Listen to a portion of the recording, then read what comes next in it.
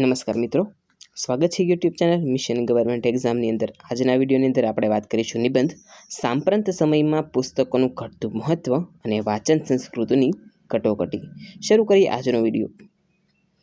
પુસ્તક પ્રભુનો પ્રસાદ છે, જ્ઞાનનો એ અખૂટ ભંડાર છે। જેણે એનો સાથ છોડ્યો એનો જીવન પંથ અંધકાર છે।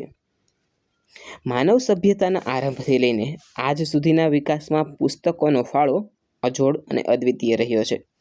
પુસ્તક એ માત્ર શાહીથી છપાયેલા કાગળનો જથ્થો નથી, પરંતુ તે માનવ મનની શ્રેષ્ઠ અભિવ્યક્તિ, સંસ્કૃતિનો જીવંત વારસો અને જ્ઞાનનો અખૂટ સ્ત્રોત છે। રાષ્ટ્રપિતા મહાત્મા ગાંધીએ કહ્યું હતું કે પુસ્તકો એવા સાચા મિત્રો છે જે ક્યારેય દગો નથી દેતા। પરંતુ આજે આપણે એક એવા આધુનિક અને ડિજિટલ યુગમાં જીવી રહ્યા છીએ જ્યાં ટેકનોલોજીના આક્રમણે માણસના જીવનની આખી તાસીર બદલી નાખી છે।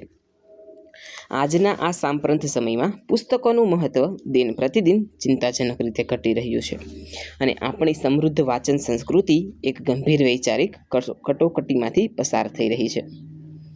એક જમાનો હતો જ્યારે લોકોના ઘરમાં નાની મોટી લાઇબ્રેરી કે પુસ્તકોનું કબાટ હોવું એ ગૌરવ અને સંસ્કારિતાની નિશાની ગણાતી।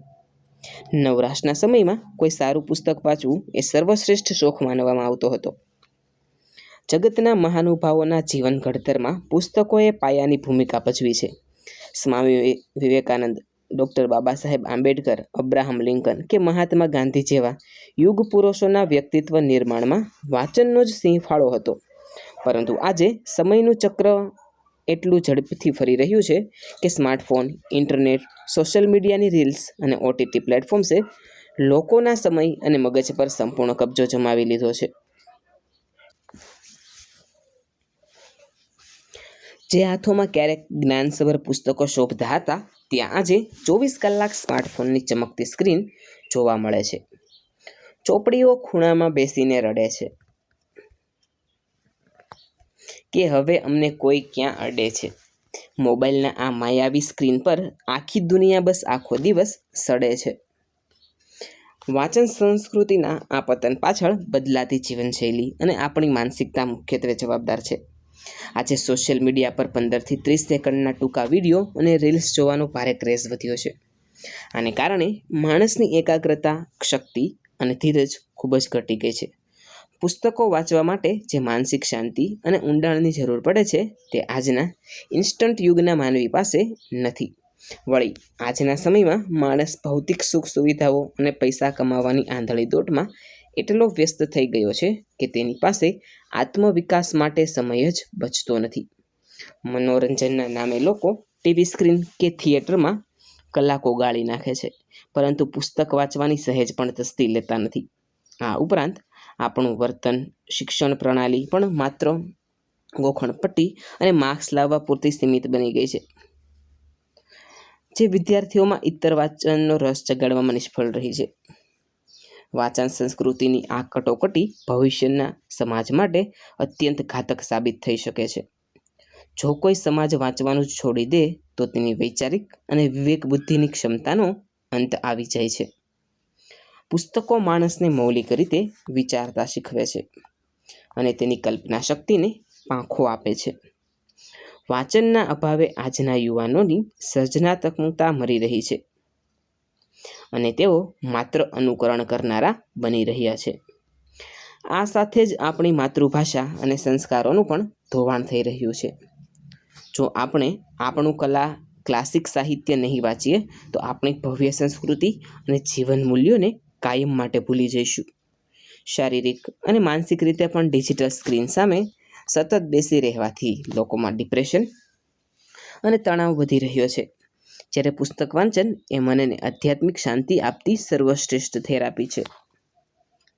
મનને જે સંસ્કારી બનાવે છે એ છે પુસ્તક, જીવનને જે માર્ગ બતાવે એ છે પુસ્તક। જો વાંચન સંસ્કૃતિ મરી જશે આ દેશમાં તો માણસ માત્ર યંત્ર બનીને રહી જશે આ વેશમાં।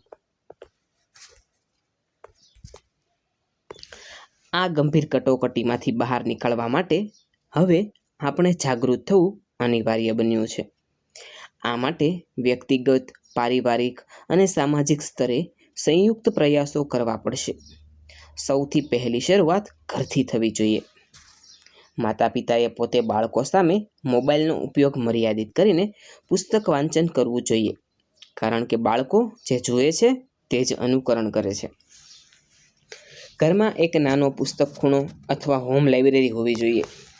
શાળાઓમાં પણ માત્ર પરીક્ષાલક્ષી શિક્ષણ આપવાને બદલે વિદ્યાર્થીઓ પુસ્તકાલયનો મહત્તમ ઉપયોગ કરે તેવા પ્રકલ્પો અને પુસ્તક સમીક્ષા જેવી પ્રવૃત્તિઓ ફરજિયાત કરવી જોઈએ.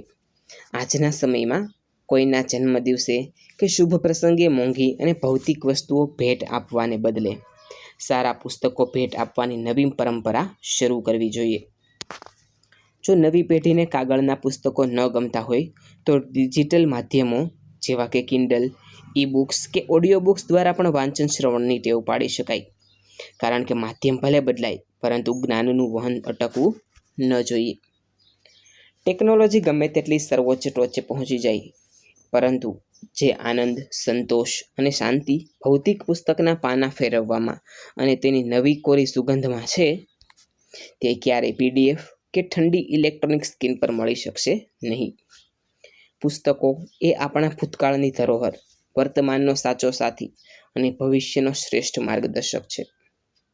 જો આપણે આપણી આવનારી પેઢીને માત્ર ભણેલી ગણેલી જ નહીં, પણ ખરા અર્થમાં બુદ્ધિશાળી, સંવેદનશીલ અને સંસ્કારી બનાવવી હશે, તો તેમને ફરીથી પુસ્તકોના શરણે લઈ જવા જ પડશે.